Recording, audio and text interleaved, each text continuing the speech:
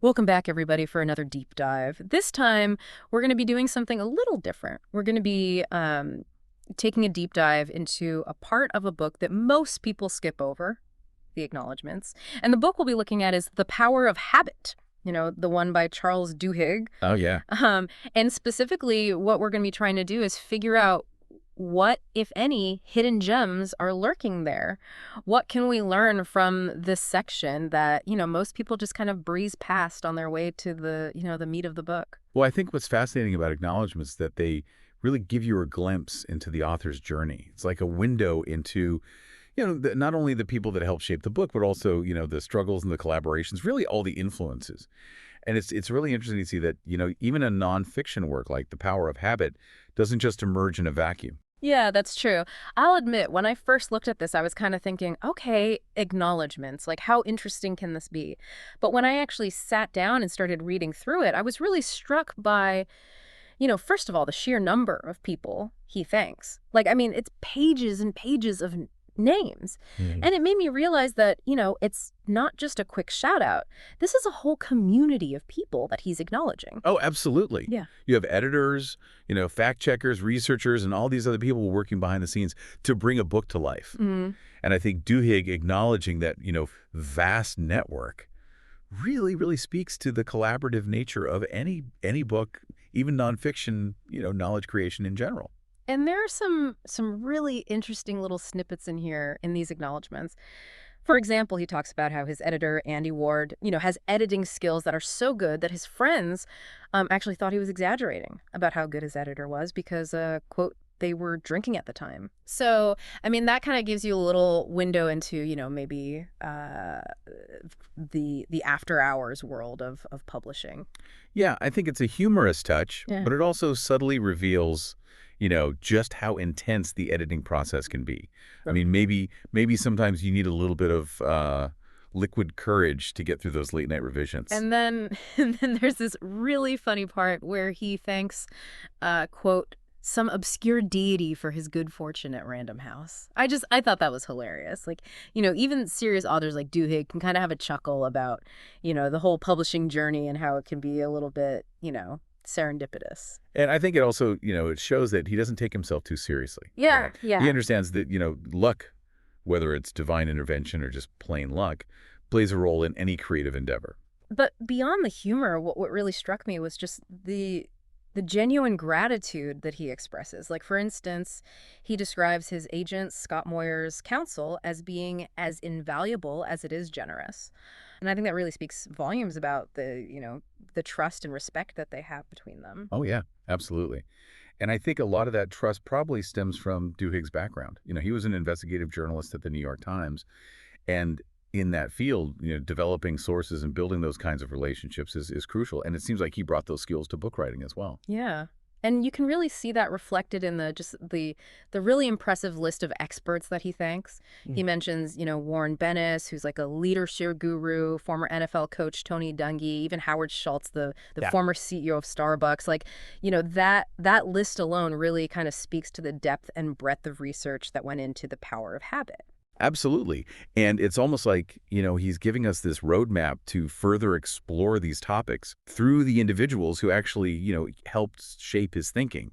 It's really fascinating. Like, you're getting this curated bibliography tailored to your interests, so if you're particularly interested in, say, the role of habit in leadership, you could just dive right into Warren Bennis's work. It's like this whole other layer of exploration. Exactly. And it's something that, so many readers miss. I think that acknowledgments aren't just a formality. They Mhm. can be incredibly valuable, especially for people who want to go, deeper into the subject matter or even the author's influences. Yeah. It's a treasure trove of information.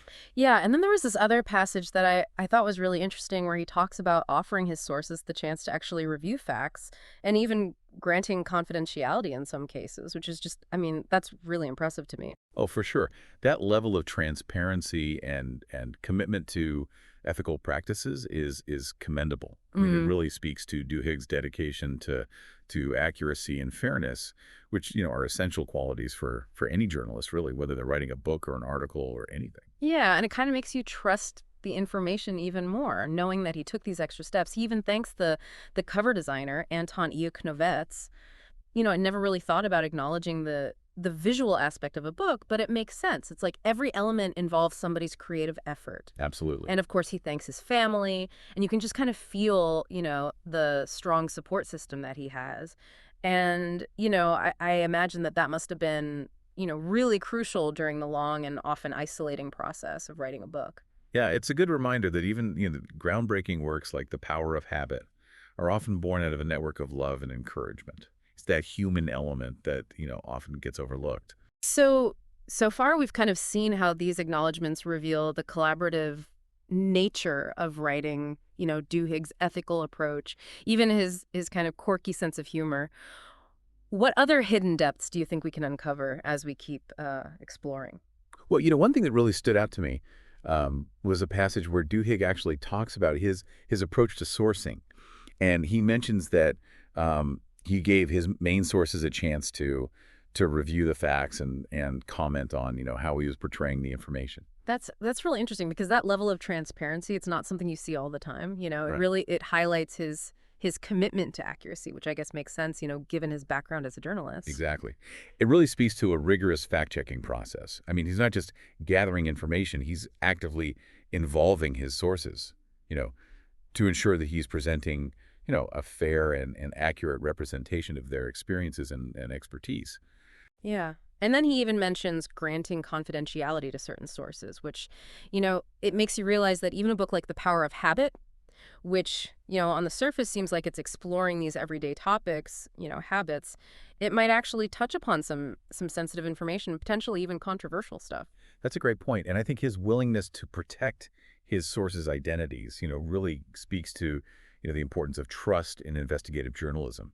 It allows people to share their insights, without fear of any kind of repercussions, which can be really vital when you're dealing with, sensitive subject matter. It really makes you appreciate the level of responsibility that he took on as an author, not just in terms of presenting the information accurately, but also in terms of really safeguarding the people who contributed to his work.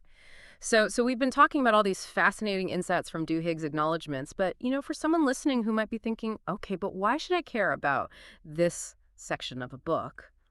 What would you say to them? I think I would say, think of it this way. When you read a book, you're seeing the finished product, right? Yeah. But the acknowledgments, they kind of offer a glimpse behind the curtain. Yeah. They give you a peek into the creative process. You get to see the scaffolding that supported the book's construction. The individuals who lent their expertise, their experiences. It's really fascinating. So it's not just about, giving credit where credit's due. It's about really understanding the context, the influences, the whole network of knowledge that went into creating the book. Precisely. And I think it can actually enrich your understanding of the book itself. Hmm.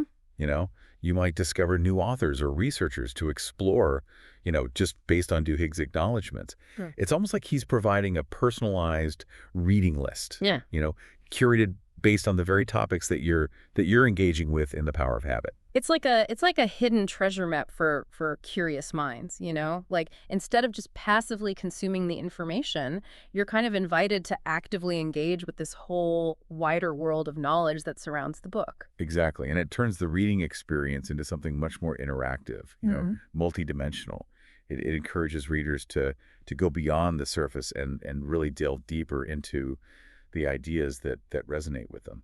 I'll admit, before this deep dive, I was definitely guilty of skimming over acknowledgments, but now I see them in a whole new light. It's like finding a bonus chapter full of insights and connections that I would have otherwise missed. It's a shame that they're often overlooked, Mm. because I think about all the fascinating connections and unexpected paths of discovery that we might be missing by just, skipping those few pages. So next time I pick up a book, I'm definitely going to take the time to really appreciate the acknowledgments. Who knows what intellectual adventures await, right? That's the beauty of it. You never know what hidden gems you might uncover, what new perspectives you might gain just by, taking a moment to appreciate the contributions of others. So now that we've kind of explored these hidden depths of Duhigg's acknowledgments, what's your final takeaway for our listeners today?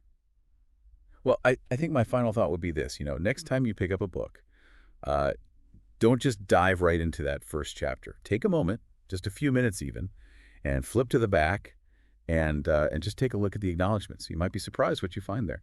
So you're really saying that they're more than just a formality. Oh yeah, absolutely. They really offer a very unique perspective on the book's creation and the author's journey, you Mm. know. It's like think of it as like this bonus layer of insight that most people just miss entirely. Yeah, it's like we were saying earlier, it's like getting a glimpse into the author's mind and the whole network of people and ideas that really influenced their work. Exactly. Yeah.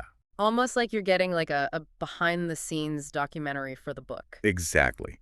Yeah, and who knows, you might even discover your next favorite author, or you might stumble upon a fascinating new area of research that you never knew about before just by following those threads that are laid out in the acknowledgments. So it really is like a choose your own adventure for curious minds. Like you never know what you're going to find when you go down that rabbit hole. Exactly, yeah.